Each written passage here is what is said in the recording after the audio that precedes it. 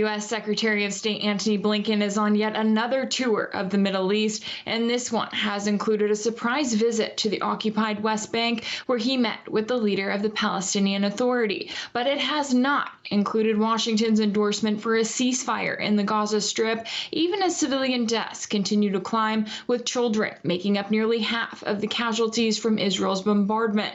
Instead of focusing on the civilian lives that could be saved, Blinken repeated the claim that has been made by both Israeli officials and former Secretary of State Hillary Clinton, which is that a ceasefire would be good for Hamas. Take a listen. It's our view that a ceasefire now would simply leave Hamas in place, able to regroup and repeat what it did on October 7th.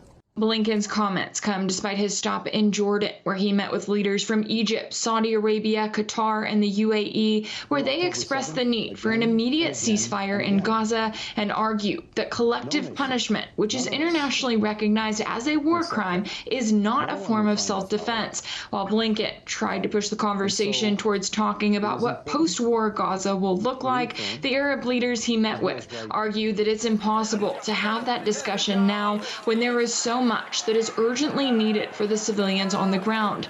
Blinken again said the U.S. will encourage its allies to follow international law, but didn't give much detail as to how the U.S. is encouraging Israel to lift its blockade on the Gaza Strip, which has completely cut off vital resources in the last month. Here's what he said. We'll continue to work closely with partners in the region to stress the importance of adhering to the law of war, supporting those who are trying to get to safety or provide assistance, and facilitating access to food, water, medical care, and shelter for citizens, wherever they're located in Gaza.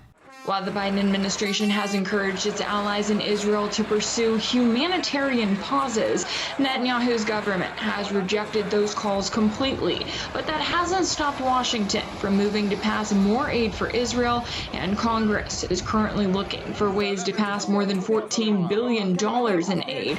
And the only question seems to be whether aid for Ukraine will be passed with it, or whether U.S. support will go to Israel alone.